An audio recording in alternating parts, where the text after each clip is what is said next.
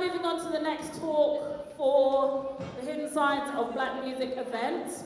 So we are going to be introducing a scholar, an author, and teacher who's been educating us about Black history for the last 30 years. And today he's going to be sharing with us the journey of the drum and the evolution of rhythm. So if we can please welcome to the stage with a warm round of applause, Mr. Robin Walker.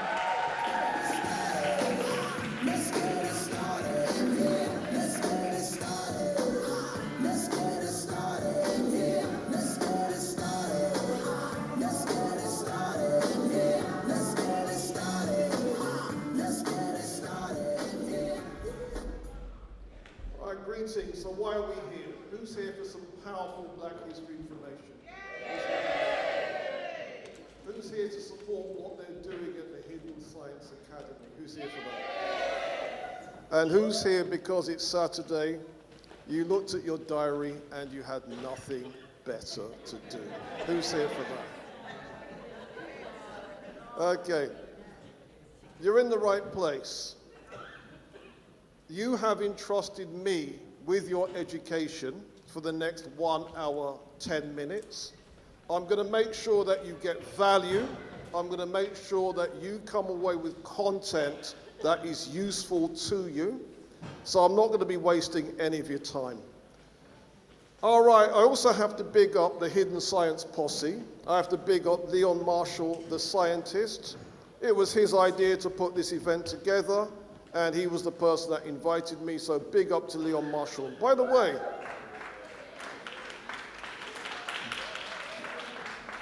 didn't he knock it out of the park this earlier today? Knocked it out of the park. Can people hear this? Okay. All right, so the big question then is what you want to know is what's in it for you. Well, you're going to learn empowering information on Black or African heritage, detailed content that will expand your mind, and ideas and concepts that will increase your understanding and enjoyment of music. Now, did I just say enjoyment? Now, that's not usually a word that comes to mind whenever my name comes up. So, there is going to be some audience participation, and the kind of reaction that we're trying to get from the musical examples is this. Hey!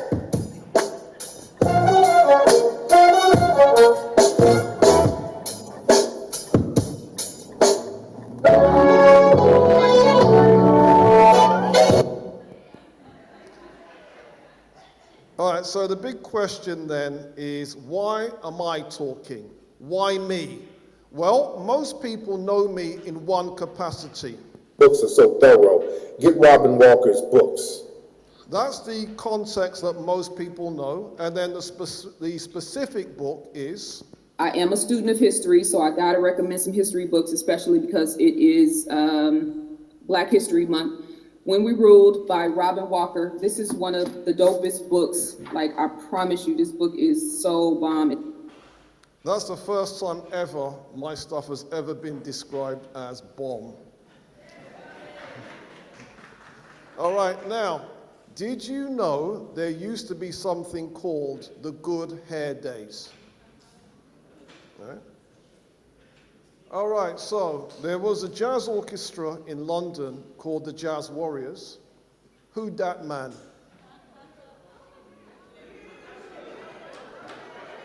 It's difficult to believe that I used to have hair. All right, so did we record anything? We did an album called Out of Many, One People. I think you should hear a little bit from it.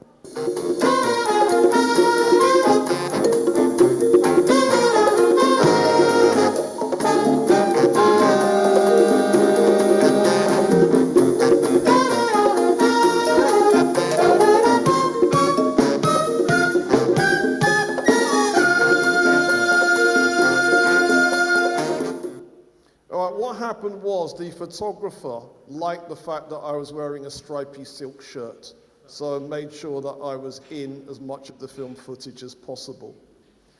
All right, so I've also co-written a book which is partly on black music. The other authors are Vanika Marshall, Paula Perry, and Anthony Vaughan. So I've got to big up the team. So from left to right, you've got Paula Perry, Anthony Vaughan, Vanika Marshall, me, and then we managed to get Dr. Rashidi in the picture. Also, I represent a company called the Black Secret Education Project. We are quietly empowering the people, and our website is www.theblacksecret.co.uk. If you want powerful black history information, you need to screenshot that. You need to write down www.theblacksecret.co.uk. We are running an online black history education course, available all over the world, available at all time. So if you want to watch it at 3 o'clock in the morning, you can. So make sure you've got that written down or you've got it screenshotted. All right, so the topics for today, I want to talk about what is the importance of the drum for communication expression, and can we identify the foundational rhythmic patterns in music from Africa to the diaspora. So there's two themes I want to get with in today's session. So what are the rhythmic patterns underlying black music? Those rhythmic patterns are polyrhythm, clave, swing, Afro-Cuban, even eight, chitlins konkani, funk, four to the floor. Chitlins konkani, do you remember that extraordinary piece of film footage that Leon showed you all, where there was a young boy banging on, was it the fridge? The groove he was banging out was the Chitlins Konkani groove. And it has to be said, that was kind of impressive. That was kind of impressive. One blew me away when I saw this, but check this out.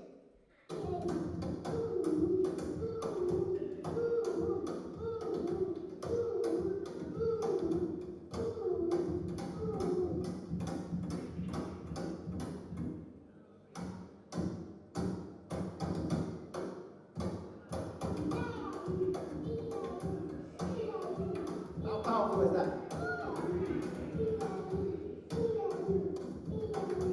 All right, now, who can name these instruments? There's this instrument here, and there's this instrument here. Okay, all right, someone shout it out. What did you say? Drums, which ones? They're called congas. Okay, could someone explain what instrument this is?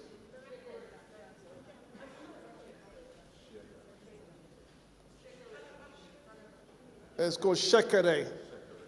Okay, now we're going to listen to some music from Nigeria.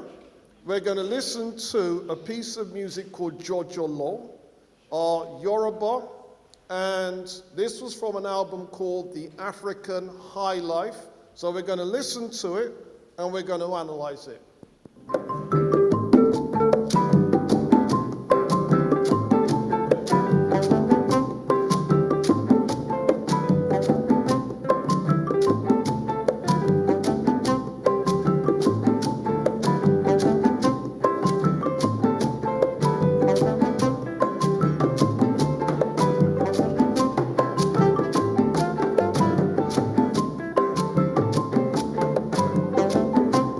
I want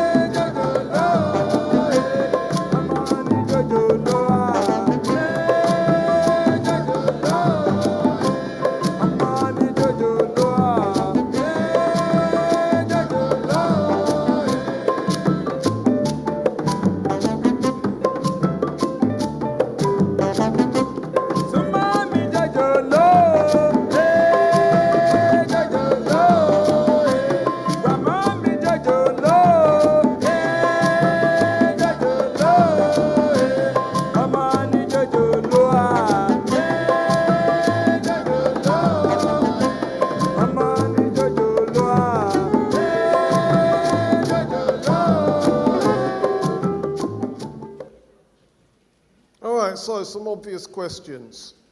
If you weren't from Nigeria and you heard that music, but you could understand the language, what type of music does that sound like from the Caribbean? Calypso.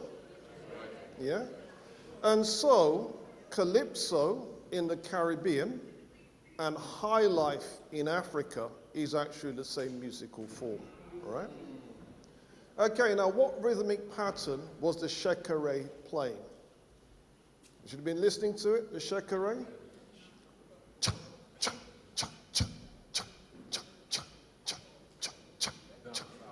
Yeah. We're coming to that, we're coming. All right, what was the rhythmic pattern that the congas were playing?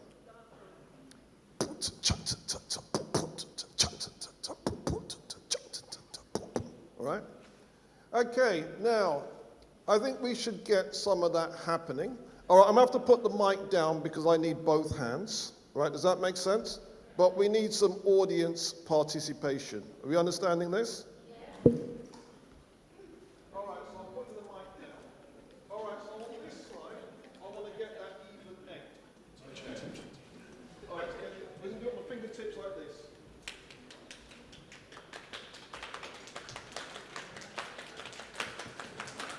You got that there? All right. Those of you at the front are all with the fingers, yeah? I want.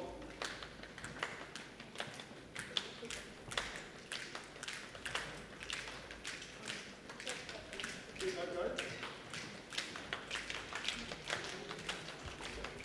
Right, those of you at the back, I want.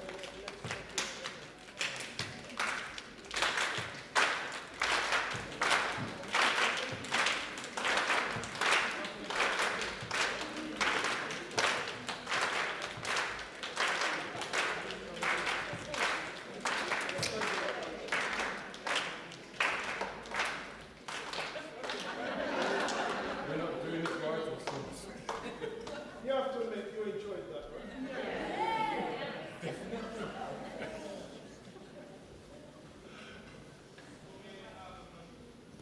Okay, so what you've just been doing is African polyrhythms. Polyrhythms, poly meaning many, rhythms, many rhythms happening at once. And if you've got those three rhythms happening at once, you've now got a groove happening. Does that make sense? And that groove is the basis of high life, it's the basis of Calypso. And essentially, when we're looking at African music in the Western diaspora, there is one music that doesn't have this. And this music that doesn't have it is African American. Black South American music has it, Black Central American music has it. And the reason why it doesn't exist in African American music is because there were very restrictive slave laws that were passed called Code Noir. And what Code Noir did was to ban the use of the drums. Does that make sense? So what happened was African Americans had to learn polyrhythms, and how they did it was by interacting with black people from elsewhere in the Americas. All right, now let's get a musician's opinion. Anyone know who this is? Dizzy Gillespie. And this is what he says. Mama rhythm is Africa. Africa's children in the Western Hemisphere use different means of expressing their closeness to mama. The Brazilian Africans created the samba. The West Indians created the calypso. The Cubans created the rumba and various other rhythms. And my own people, African Americans, it is blues, it's spirituals, as Dizzy says, in to be or not to bop. Did you also know that every ballroom dance created after the year 1850 was created by black people? Did you hear what I just said? You didn't hear me say some of them, you didn't hear that. What did you hear? Every ballroom dance after 1850. So here are the ballroom dances. The Europeans came up with the Viennese waltz, 1830. They came up with the Czechoslovakian polka, 1850. Those are ballroom dances. All the others are ours. Foxtrot, cha-cha-cha, mambo, you name it, they're all, you know the people talk about nonsense like Latin, what kind of cha? There is no such thing as Latin dance. It is either Afro-Cuban, Afro-Brazilian, Afro-Argentinian, or Afro-Venezuelan. Are we understanding this? Latin, my backside.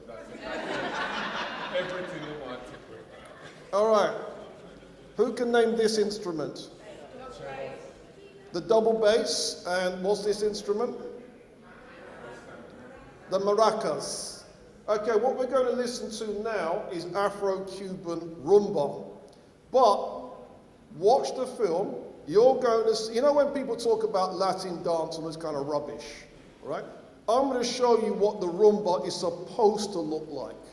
And the level of elegance, the level of polish. You ain't see, who here watches that nonsense, Strictly? Who watches that? All right. To quote Leon Marshall, the scientist, you gon' learn. You gon' learn.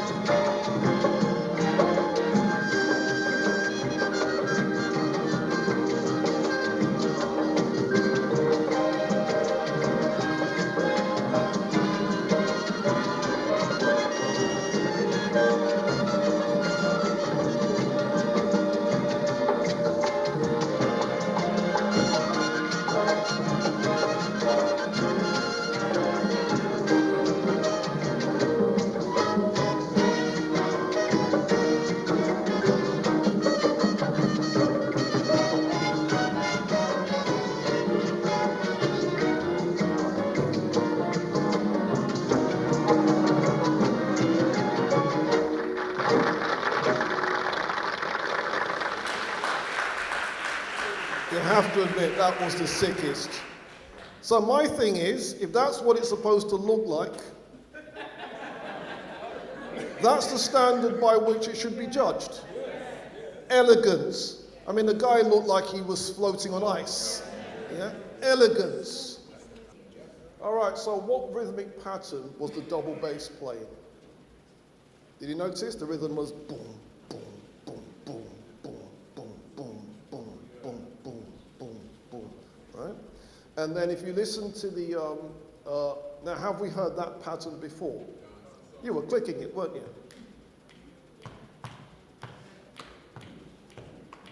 Does that make sense? And what were the other rhythm? Right, did we hear what the maracas was playing?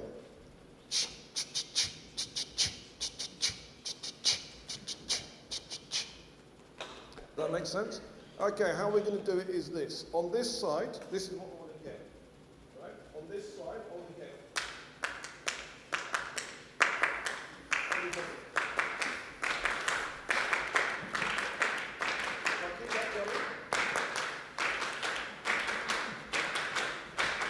All right, on this side, this is what I want to get.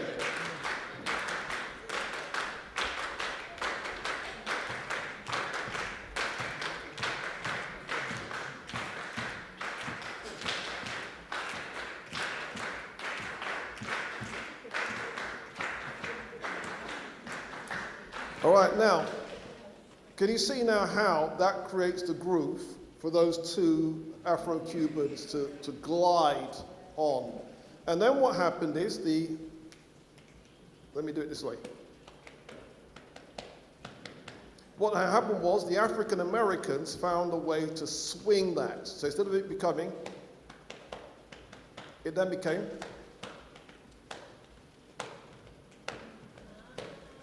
Does that make sense? Yeah? And then what would happen is, with the African Americans, the drummers would play that on the right cymbal. So you get a tss, tss, tss, tss, tss, tss, tss. So we've gone from tss, tss, tss, tss, tss, to tss, tss, tss, tss, tss, tss. We understanding that? And then that became one of the versions of mainstream jazz. It became swing. Does that make sense? All right, now we're back to this.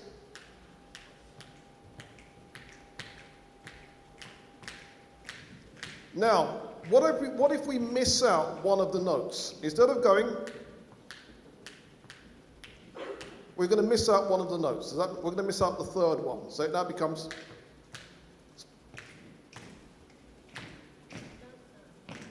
Who said it? That's dancehall. Or another way that you could do dancehall is to miss out the first beat. So it becomes.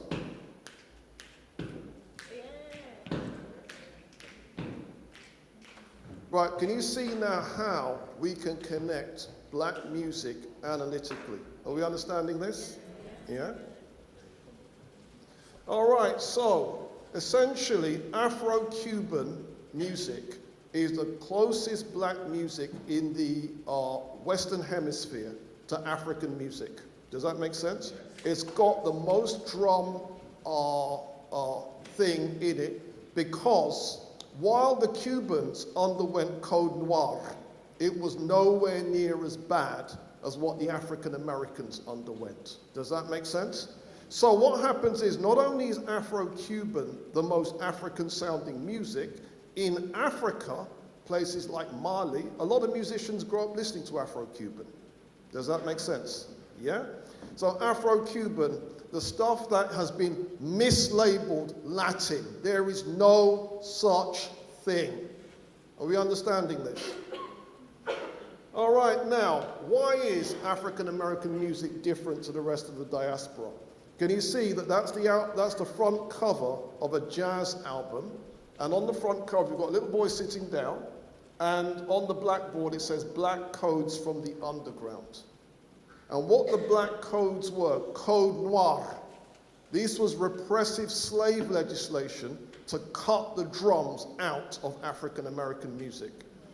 And once that happened, it cut the polyrhythmic complexity also out of African American music. So the impact was African American music developed differently and sounds different to Black Central and South American music. Does that make sense? Now, what was the power and importance of the drum? Did you know that in some African cultures, the drums could present very specific information? And consequently, if you're trying to control people on slave plantations, you can't be having the drum. Does that make sense? So we're going to take the story now back to Ghana. In Ghana, there's something called the Ashanti Empire, and we're going to show how drums were used to communicate very specific messages. Are we understanding this?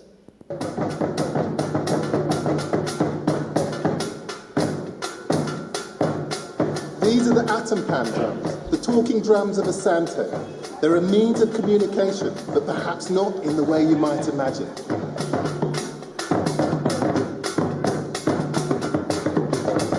These drums don't just beat out a rhythm, they speak.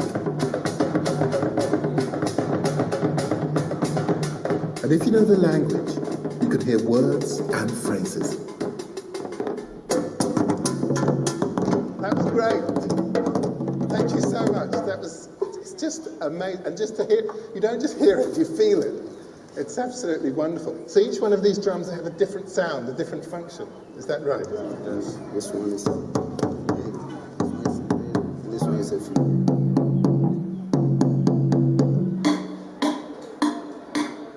To get an idea of drum language, I've come to speak to drum maker James Achombong. And these drums speak, is that right? Yes. How do they actually communicate? I'm fascinated by that. There are certain basic drum language which is very familiar to anybody within the community. Such like maybe we are going to war, someone have lost at the forest. And yeah, we are going to communal labor. The king is calling everyone, you have to come report at the palace. That's the basic thing. Everyone within the community knows that. Drum language is possible because it doesn't simply imitate the syllables of spoken words, but their tone as well, thanks to the combinations of sounds the drums can produce. I see. So together, that they make a full sound. You see the sound. If you're ready, I can call you. You can call me. Yeah, what is your name? My name. My name is Gus. How would you do that? How would you call me? I should call you. Amata. You call me. Amateur. I'm not, I don't, I apologize for my stupidity, but I can't see the relationship. Do Gus again. No.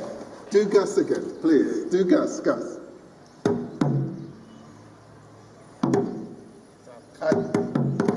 Say, Atakakra, come. Atajunior, come. The talking drum in the olden days was the only means to communicate from a village to other village. So there was no telephone then. So normally the community used the talking drum to send messages from village to other village.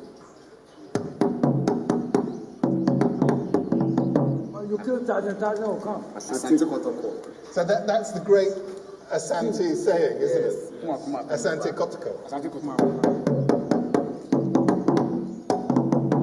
So that one's saying, when you kill 1,000, 1,000 will come. The common language of the region made this form of communication extremely effective. You're understanding that? Yeah? So in other words, the drums are replicating certain Ashanti words, and the patterns would then refer to certain Ashanti sayings and certain Ashanti proverbs. Are we understanding this? Yeah? Now, did you notice that one of the rhythms was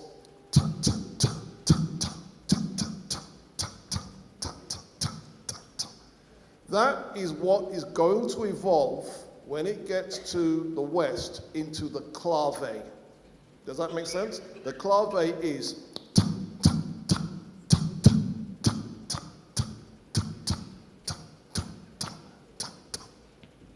all right. Now, how did African Americans get around the Code Noir? You've got to remember now, they're enslaved in America. The Code Noir has been passed as law, which now suppresses the drums. So African Americans have to come up with a way of getting past that. Does that make sense? So here is a professor of dance explaining how African Americans got around that. The Juba dance was born from enslaved Africans' experience on the plantation.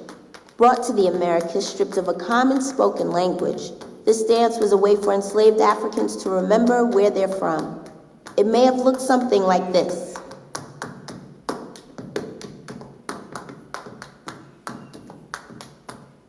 Slapping thighs, shuffling feet, and patting hands. This was how they got around the slave owner's ban on drumming.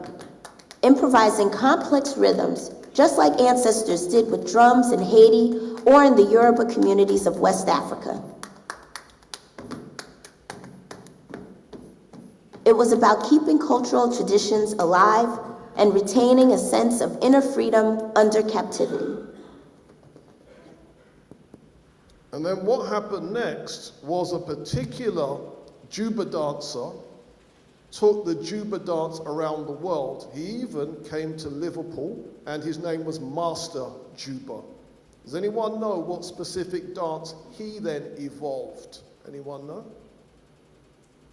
Tap dancing. So tap dancing was Master Juba. And so you can start to see now how the whole elements of what we would today call modern dance. Are we understanding this? Right now, the first great African American drummer to come after Code Noir is this gentleman, Baby Dodds. And Baby Dodds, so in other words, this is now the reintroduction of drums into African American music. And Baby Dodds was a jazz drummer, and he worked with the two most important jazz men in history. And those two, right now, I'm going to show you who those two are, but what's really interesting is that the musicologists have traced the patterns that Baby Dodds played and traced them back to Africa. Does that make sense? Specifically, they found, for example, that there are people in Morocco that have got the same rhythms that appears in Baby Dodds' music. Are we understanding this? Okay, so what did he bring to the table? Thing from African heritage was drums. This is a North African drum, and the interesting thing about it, it has strings on it to make it sort of sizzle when we play it. I'm going to show you a couple of typical African rhythms that came to New Orleans and were played by famous New Orleans drummer Baby Dodds on the bass drum rim with two sticks playing the same beat together. Why? Because they would have a row of drummers. So they wanted to hear the two different sounds at once rather than just one guy playing. So they were looking for that sound, and that's how they got it. And this is a typical beat from Northwest Africa that came to America.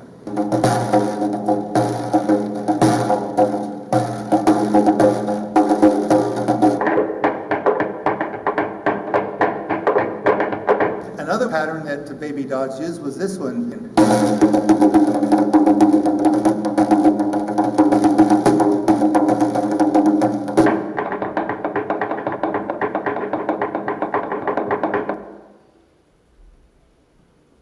Are we getting this? And so Baby Dodds' music now became the drum patterns underneath the earliest form of jazz called New Orleans jazz. And the masters of New Orleans were these two musicians, right? Can you see there's a trumpeter standing, shaven head. Does anyone know who that trumpeter is? Shaven head. King Oliver. King Oliver, the king of jazz. Are we understanding this? Right now, can you see that there's a musician sat on the floor with a slide trumpet? Anyone know who that is? That's Louis Armstrong. So Louis Armstrong came up under King Oliver. Does that make sense? And then the drummer that you can see, that is the legendary Baby Dodds coming with those African rhythms. Are we understanding this? Then the next development was the swing drummer, Chick Webb.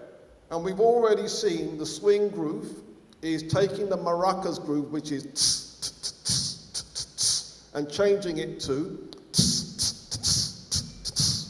Yeah? And the person responsible for that, one of them, was Chick Webb. And who did he work with? He worked with, anyone know who that lady is? Ella Fitzgerald, the first lady of swing. Anyone know who this gentleman is?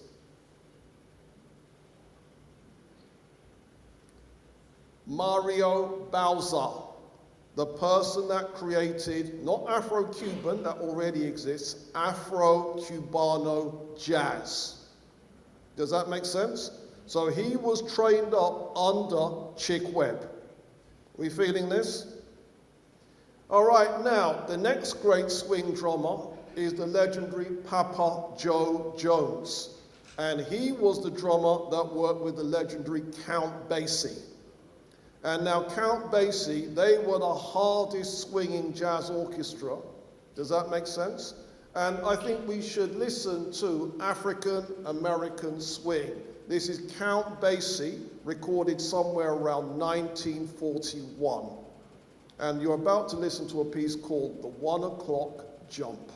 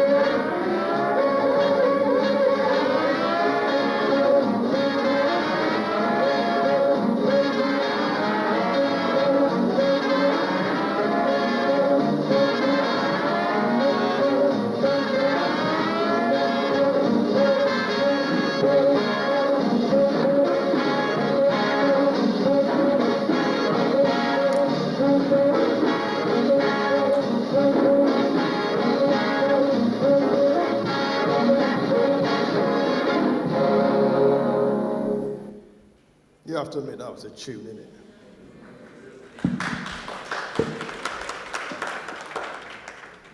Right, we're going to have more to say on Four to the Floor as we move into the presentation.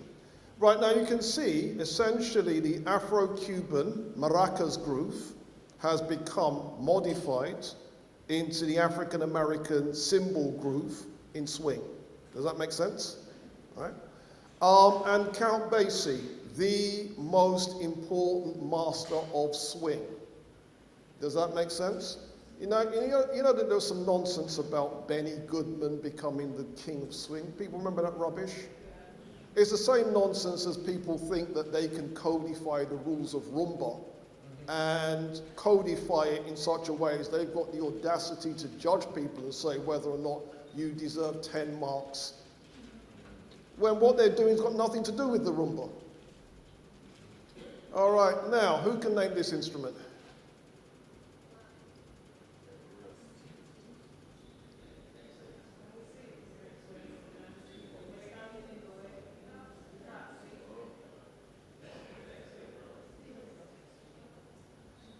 Two sticks? Clave. Clave. Right now, we're now going to move the story to Jamaica, and we're going to listen to very early Jamaican music called mento.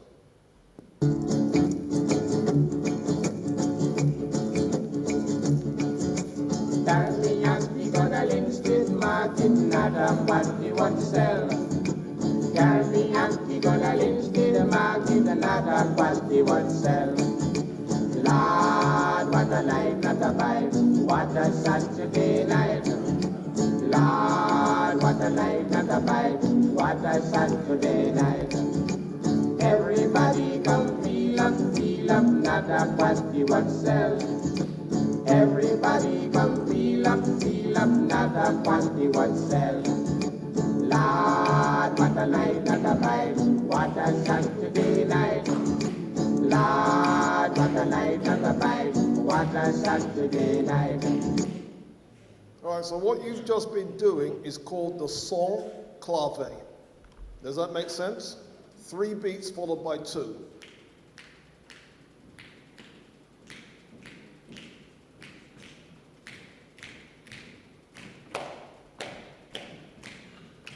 That's the son clave, and that is, you can hear it in early Jamaican music, you can hear it in Afro-Cuban music, and you can hear that groove. And can you see that's a development of what we've just heard from Ghana? Yeah? Okay, now,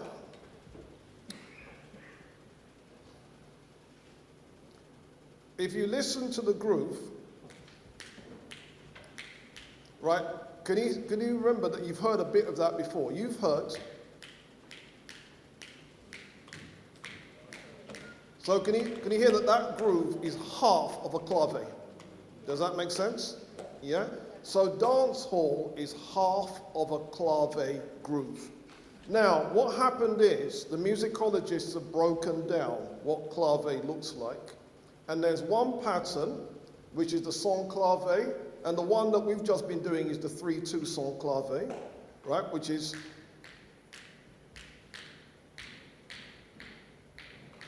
and then African Americans evolved one into what's called the Chitlins Konkani groove, which is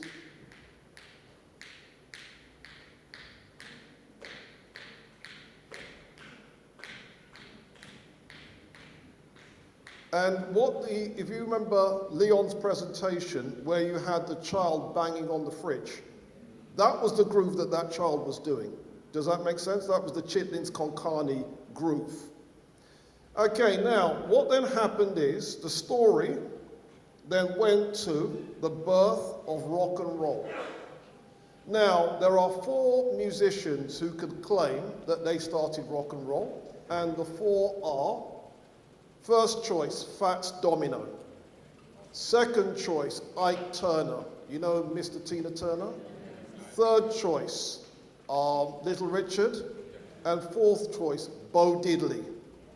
Now what we're going to do is we're going to listen to Bo Diddley, and you're going to hear how he took the son clave, 3-2, and modified it a little bit. Does that make sense?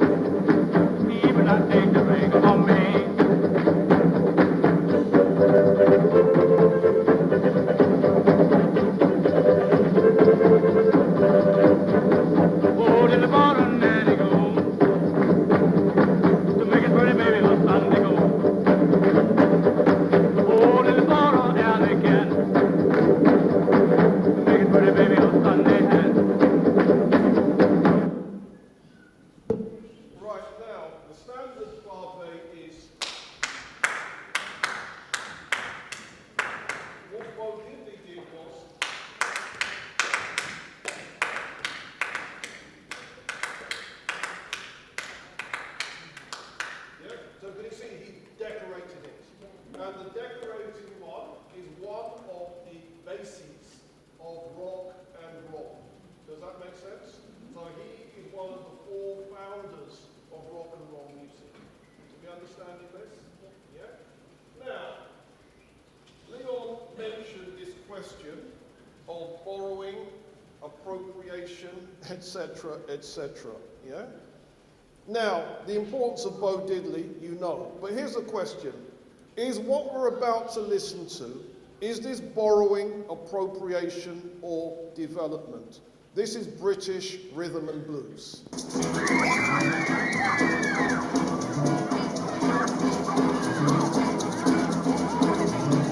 I'm gonna tell you how it's gonna be.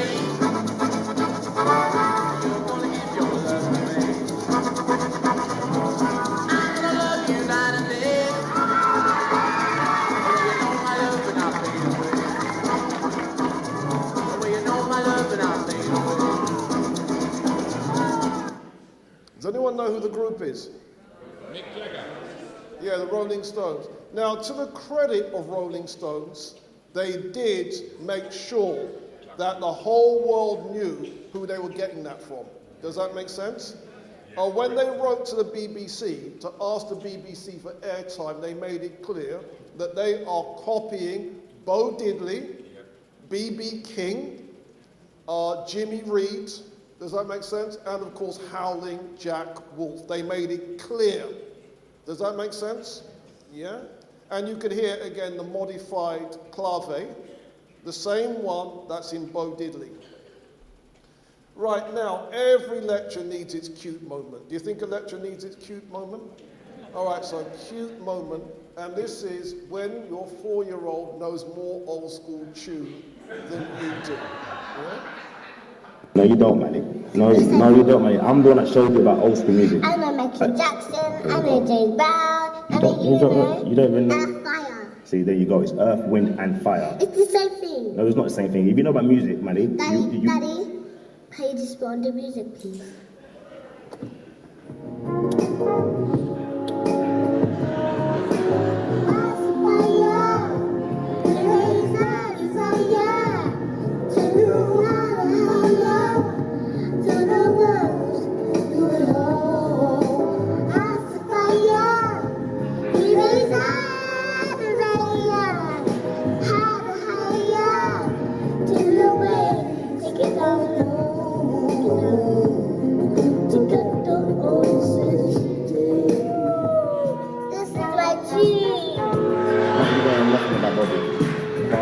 You don't know about Bobby. I know about. I guess you wonder where I've been. I sense this fine love within. I came back to let you know. I never use so much of my I got a thing for you, and I can't go.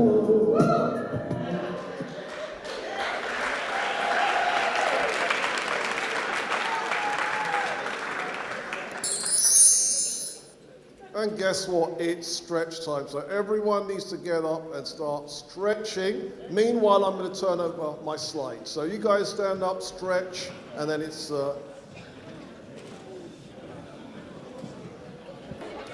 Okay, so we ready? We ready? Okay. Okay, so the next development in music... All right, the next development in music is Afro-Cuban jazz. Did I mention someone called Mario Bowser, who was trained up under Chick Webb? Did I mention that?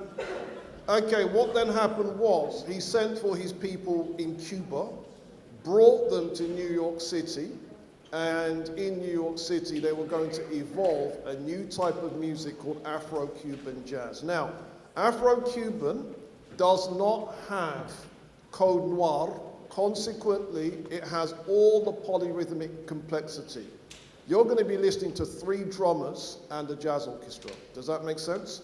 So you're going to hear a rich tapestry of percussion. And the piece itself is called Tanga, and this is their breakout hit I think they recorded this in 1949.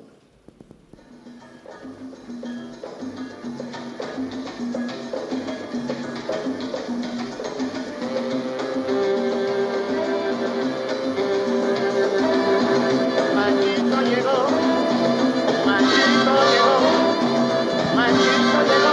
una tanga terrible que invita, con una tanga terrible que invita a bailar. Tanga, que mira, tanga, tanga, no tanga, tanga,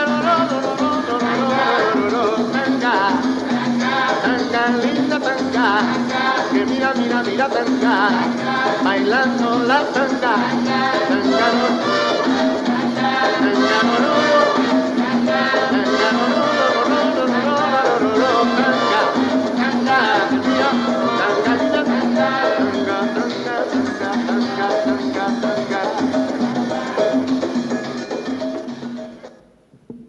All right, Afro-Cuban jazz. Now, the rhythm you were listening to was.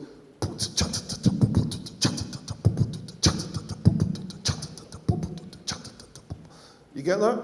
Yeah? All right, and that's what the conga player was playing. And then, if you go from and turned it to, or we can even slow it down. What groove's that?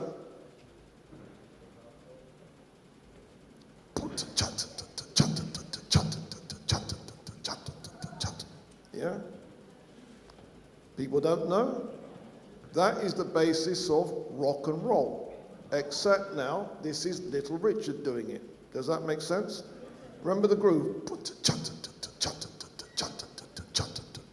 And there's a particular groove within rock and roll, and it's called boogie woogie. Yeah, that's the basis of boogie woogie. All right, so people don't know. I think we need to hear it. Okay, so that's essentially what's going on here. All right. All right, now, the influence of this groove, the even 8 groove, even 8 beats of the bar. 1, 2, 3, 4, 5, 6, 7, 8. 1, 2, 3, 4, 5, 6, 7, 8. 1, 2, 3, 4, 5, 6, 7, 8. Does that make sense? And if we can emphasize some of them, yeah, so instead of it being equal, we then make it, and the head starts doing this. Do you get this? That's now your rock and roll groove. Now, Franz Machito and the Afro-Cuban Jazz Orchestra. You can see it in Spanish, Machito, Afro-Cubana. Yes? No one's calling this thing Latin. No one is calling this thing Latin. Are we understanding this? Yeah? All right, now, African American boogie woogie. Remember what we said? We're going from to. Yes? You're going to hear it.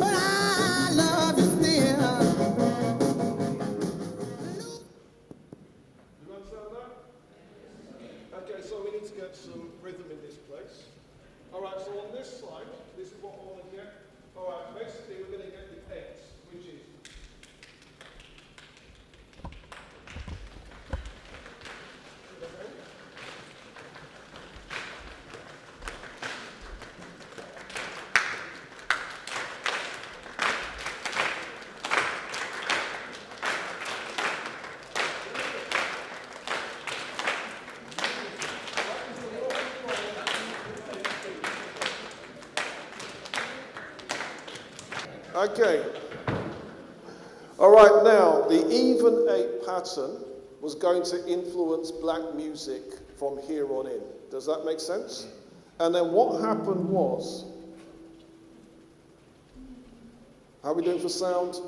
Mr. Soundman, how are we doing? Yes, sir. Yes, sir.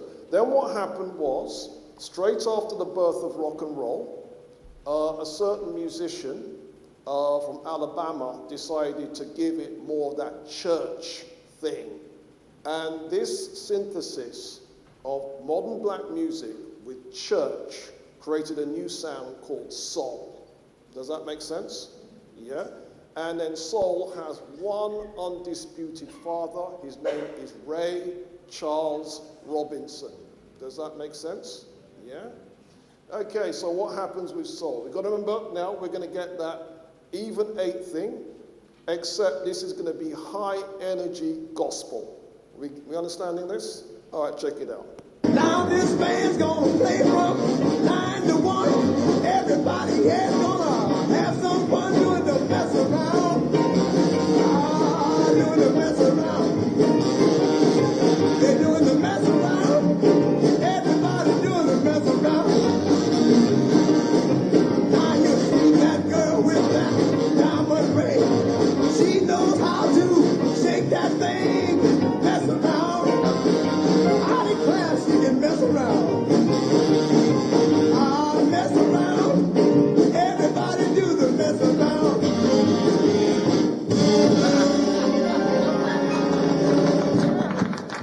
Now we got them. Right, so do you understand what Ray Charles was doing there? On the bass line you had before. On the bass you had before. Does that make sense? We're going to slow it down so we can do it. Okay, on the floor, on the feet.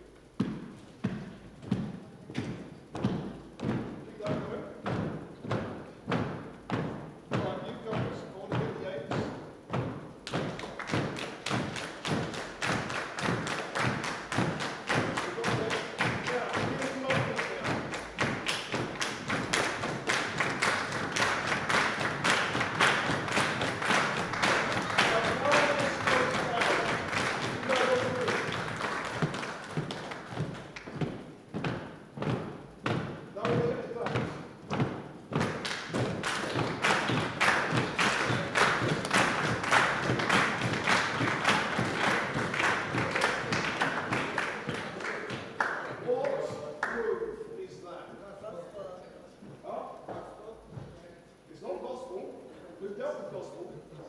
Slow down. Same Ray Charles group, just slow it down. We're moving now to a different country. They heard Ray Charles and they found out there's a way to slow this down.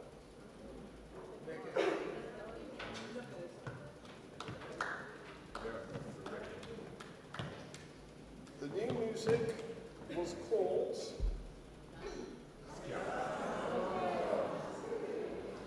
all right, people don't believe me.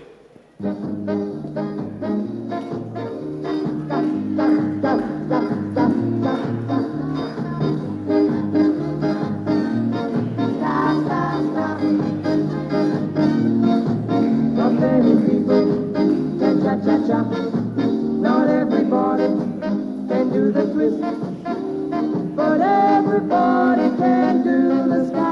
It's a new dance you can't resist. Ska, ska, ska, Jamaican ska. Now everybody can do the ska. It's a new dance that goes like this. Now, bow your head. Swing your arms, shake your hip.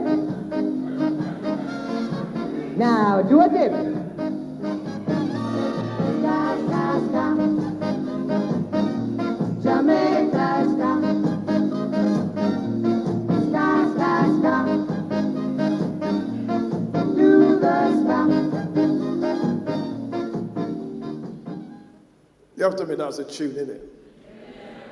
Okay, so that groove blew up in 1959, and when it came to Britain, it was going to influence not just one, but two white British subcultures.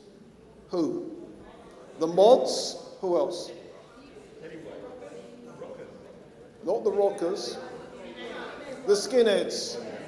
So did you know, back in the day, before neo-Nazism kicked off, the skinheads were actually down with our culture. And do you know the reason they shaved their hair was to make their hair look like our hair? For real. That's what the whole skinhead thing was about. They were trying to be us. And so, if you're a self-respecting skinhead, not a Nazi skinhead, but a self-respecting skinhead, even now, there's going to be in your record collection Prince Buster, you're going to have John Holtz, Desmond Decker. Desmond Decker was, of course, the skinhead boss. Yeah? All right, now, what you're going to listen to is bringing no new rhythmic patterns. There's nothing new here. Patterns that you've already heard. But what happened in the Latino communities in America, they brought together Afro-Cuban and African-American soul, and they fused the two. Does that make sense? And this new music was called Boogaloo. Does that make sense? And this is the classic Boogaloo tune. Chances are you all know it, but you've heard remix. We're not dealing with remix, we're dealing with original. Go someplace and hide.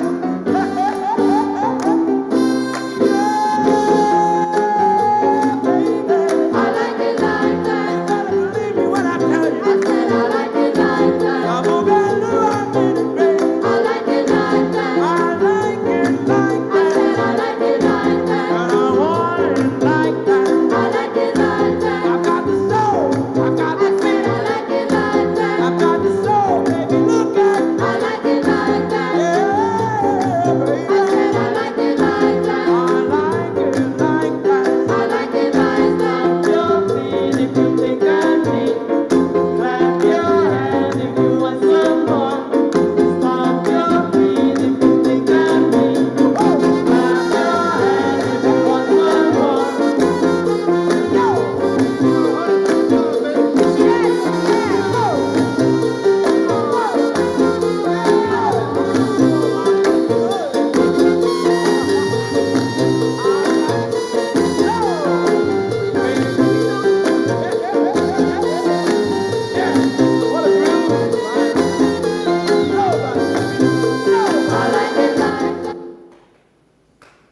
All right, then what happened, once the Boogaloo thing kicked off, jazz men started listening to it, and they turned it into one of the jazz grooves. Does that make sense? Yeah? And this is the most popular one. You all know this, but you didn't know it was an African American that was behind it. Does that make sense? You all know the piece. Yeah? Check this out.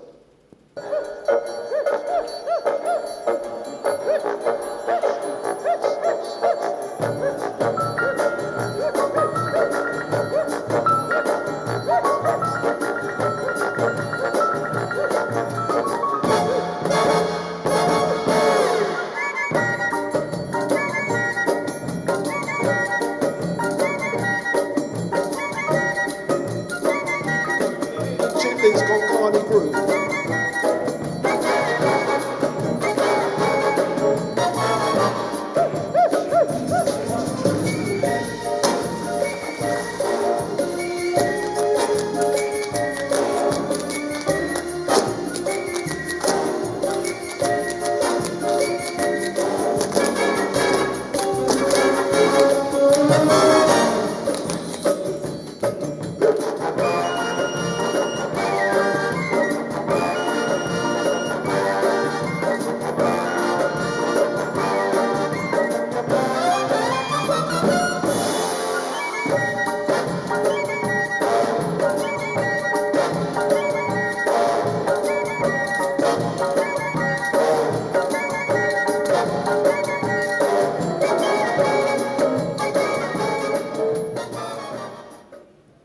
All right, now, anyone know who that was? And no, it wasn't George Clinton. It's Quincy Jones. Yeah. All right, so what happened was, this Boogaloo groove now, Herbie Hancock was going to do a tune called Watermelon Man, Lee Morgan was going to do a tune called The Sidewinder, and Horace Silver was going to do a tune called Song for My Father. They're all jazz classics. All right, now, it's Quincy Jones coming back from Brazil, soul, bossa nova. And there it is on another Quincy Jones album.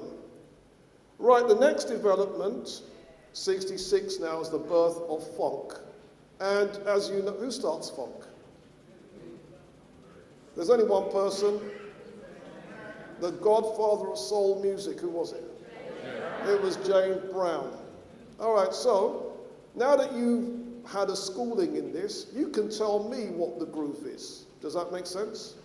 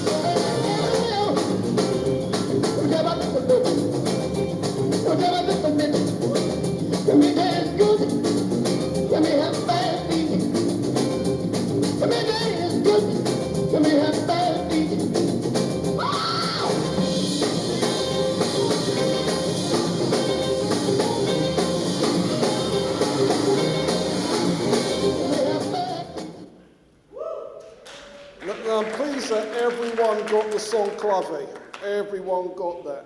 All right, so essentially, funk is polyrhythmic soul. Do you get it? We've got several rhythms happening at once, and funk became so important that the basis of hip-hop is funk. Does that make sense? All you do is you take James Brown, George Clinton, and sample them. And then once you've sampled them, chat on that, and you've got hip-hop. Do you get it? Yeah? All right, now, is this borrowing, appropriation, or development? This is punk rock now. Now, punk rock, you may think, but that's got nothing to do with black people. And in one way, you're right. But take a listen and find out, have you heard any of these rhythms before?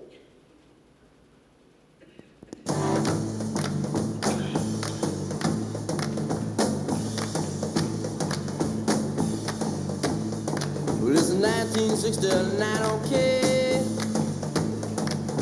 Walk across the USA. It was another year for me and you. Another year with nothing to do. Well, it's another year for me and you. Another year with nothing to do. Yeah, I bet you didn't know that punk rock started off by copying the Bo Diddley beat. Did we know this? Aren't you glad you're here? All right, the next development was African American house. Very simple music, 4 to the floor. Does that make sense? And that's what it is, it's 4 to the floor. But the father of house music, or in fact the fathers of house music, you know, it's black musicians in Chicago. Yeah? And the most important one was Marshall Jefferson. Who's he? Without Marshall Jefferson, house wouldn't have Move Your Body. Music all night long. With that house music, you can't go wrong. Give me that house music to set me free. Everybody said it wasn't house music when I first did it. That piano, what the hell is that doing there? You know, who you think you are, Fats Domino? You don't put no piano on no house right there. That ain't house music. So I called it the house music anthem. And the response to the house music national anthem, Move Your Body, was just international. I equate the record to like Bill Haley and the Comets, Rock Around the Clock, right? Rock and roll was before that song, but that name, that gave everybody the name. House had a sound. It had a name. By 1986, it was... When I went to London, it was all over the radio, all the clubs. I said, this scene reminds me of Chicago. All right, so house music starts with black musicians in Chicago, and basically it's the fall to the floor, and we've heard that before, that swing, but the bass line. Does that make sense? Now, here's the question. You know that house blew up in Europe, so much so that most black people don't know that it was actually our music. Now, so the big question now is, why is fall to the floor so popular with Europeans? Yes, that's an interesting question. Okay, I'm not going to directly answer it, but I'm going to show you a piece of film footage where the film footage may suggest an answer. Does that make sense? So I'm not giving you an answer, I'm suggesting an answer. Are we getting this? Okay, check this out, y'all. Night. Don't let our Brexit dance-a-thon bite. Yes, we're promising not to stop dancing until we leave. Ram Jam, run the rhythm selector. Absolutely. Here we go. When two sounds goes to war, only Radigan gonna wear the crown. You better watch yourself. Watch yourself. You better watch yourself. Some boy, Radigan not in on a fuss and fight. The plate is what is killing you tonight. Radigan not in the lay. Sweet reggae music what Radigan play. Sweet reggae music what we love. Sweet reggae music. Sweet reggae music. Boy, that was painful. All right, last tune now. Now we're going to hear how if you take the song clave, half it, so instead of it going, it goes now. But we're going to miss out one of the beats, so it becomes. We get that? Yeah. You're still going to have on the congas. You're still going to get that. And then you put the two grooves together, and we get this tune. Why anybody, girl? Make them know say I've been from my them.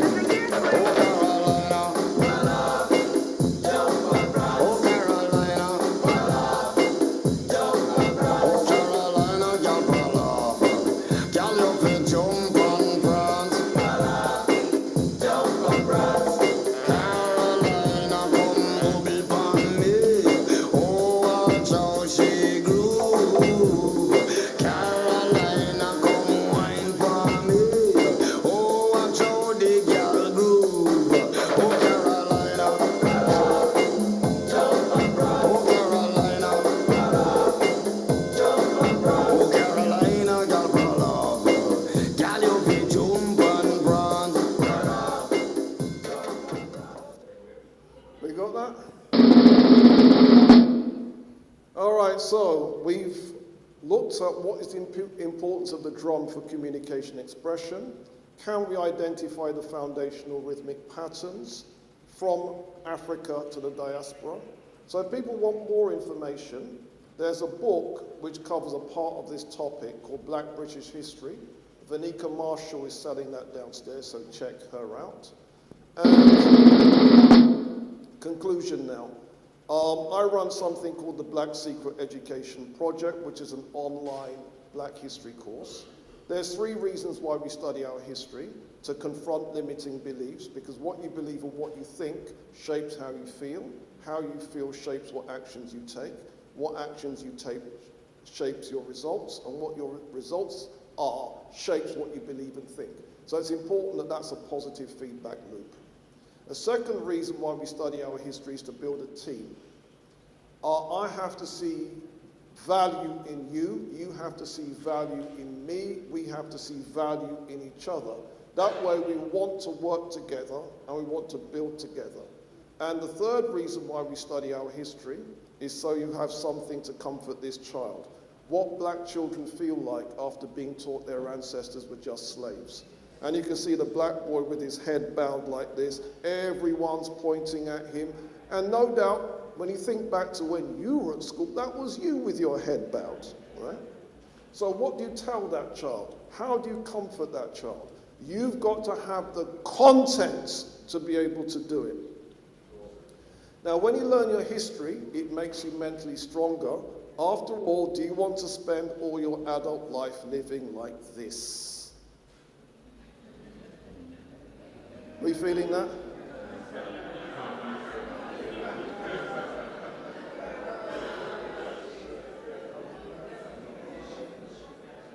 Are you feeling that? Okay, now, what should you do next? Option one. Option one. We are giving away a free ebook. How much is the ebook, please? Free. And there's no tricks, yeah? It's free. We said it's free, it's free. So go to our website, www.theblacksecret.co.uk, and sign on, yeah? 100 Black History Facts we are giving to you for free. All right, so the Black Secret Education Project, we are quietly empowering the people, www.theblacksecret.co.uk. Make sure you get this photographed, yeah, so that you've got the thing. And that's my time. I'm out of here. Thank you very, very much.